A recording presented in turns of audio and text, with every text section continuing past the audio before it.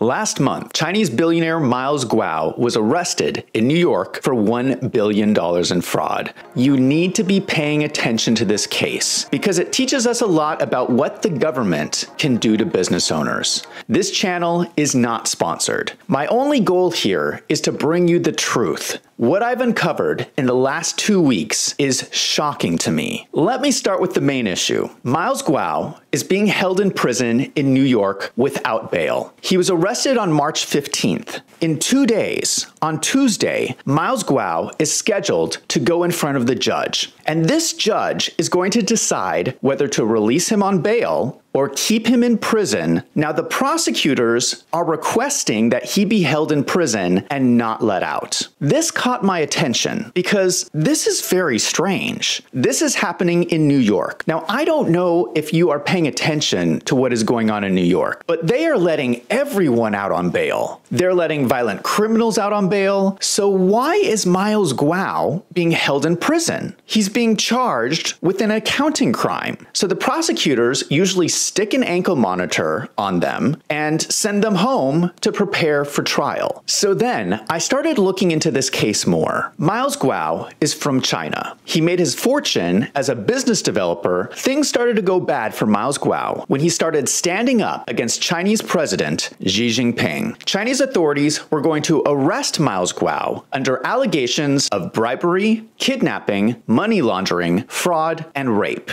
Now, if you know anything about the Chinese Communist Party, or the CCP, it is likely that all these charges are made up. The way the CCP deals with people who speak out is the CCP makes up false charges against them, throws them in jail, and you never hear from them again. Miles Guo fled the country in 2014. He has been living in the United States in exile for the last 9 years. He has been labeled as a right-wing conservative because he knows Steve Bannon and has funded several conservative causes. But if you look at Miles Guo's social media, he doesn't talk about right-wing conservative topics. His issue has always been corruption in China. That brings us to the current case for $1 billion in fraud. The fraud case itself is very strange. Here is the typical life cycle of a fraud case. There is some deception of a business person against investors. A good example of this is the FTX fraud case. FTX recently declared bankruptcy. Millions of people have lost their money. Sam Bankman-Fried was arrested for fraud. Miles Guo's case does not follow the same pattern. Miles Guo's businesses were not failing. The only reason the businesses were shut down is because the SEC came in and froze all of his assets. The SEC shut the businesses down. Second, there are no angry investors. I could not find any. I posted a thread on Twitter about Miles Guo's case. I received a flood of messages from investors, but these investors were not angry with Miles Guo. They were telling me that Miles Guo was innocent. This is very strange behavior by investors in a fraud case. Compare this to FTX. There are so many angry FTX investors. So I kept looking, and I did find 4 investors, but they were also very strange. For the first one, there is a video of one investor who filed a complaint with the SEC and FBI against Miles Guo. In the video, this investor gives a speech where he takes back his complaint and confesses that he was forced to make a false report by the Chinese Communist Party. So this investor is now in support of Miles Guo. For the other 3, I found 3 investors that filed a civil lawsuit against Miles Guo in Arizona. These 3 people have a total investment of $160,000. In the lawsuit, they are claiming Miles Guo committed fraud by making false statements, and they want their money back. Their general argument is that they gave their money to Miles, the SEC froze the assets, so Miles did not fulfill his promises. There's a couple of strange things about this lawsuit. There's only 3 investors. Out of $487 million of investment, only $160,000 are complaining. That only 0.03% of all investors, that is incredible. This Arizona lawsuit gives more details on the timeline of events. SEC started stepping in and freezing bank accounts as early as August 2020. By the end of 2020, Miles Guo was already telling investors of his deal with the SEC to refund the investors their money. So these investors filed this lawsuit on June 21st, 2021, already knowing that they were going to get their money back. They already knew that the SEC had their money, not Miles. It's very strange that they would even file this lawsuit. It's going to cost them more money in legal fees than they're going to get back from their investment, which they were already getting back without the lawsuit. It makes no sense that someone would file this lawsuit. Is it possible that these three investors are being forced to file this lawsuit by the Chinese Communist Party, just like the other investor who already confessed? It seems like this is a fraud case without any victims. The strange thing about comparing the Miles Guo case against FTX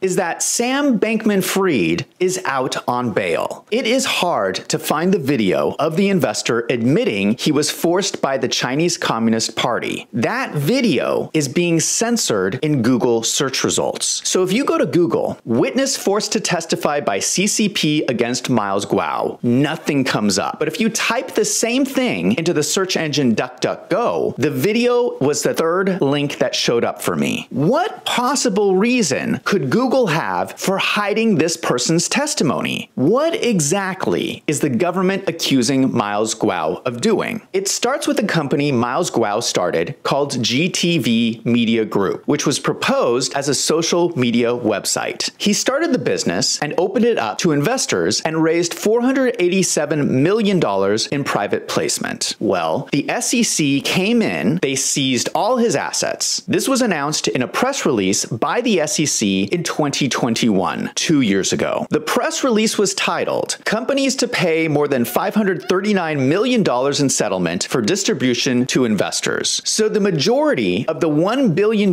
in fraud that is currently being alleged today is from this one situation from 2 years ago. In the press release, there is no mention that there was any fraud involved. Here's the main statement from the release. There is no allegation of fraud or deception. It sounds like there is disagreement whether Miles Guo did anything wrong in the first place, but he came to an agreement with the SEC to just give the investors their money back. This happened 2 years ago. So the situation was resolved and agreed to with the SEC 2 years ago, and now they are changing their story. Let us compare this to the press release from the SEC 2 weeks ago. The story do not match up. Now, the SEC is claiming that the incident from 2 years ago was actually fraud. What is the fraud they are alleging? Here's what they say. They are accusing him of making false statements. They are also accusing Miles of misusing investor money and failing to register the securities with the SEC. But all these allegations are based on the supposed false statements made by Miles Guo. What is the false statement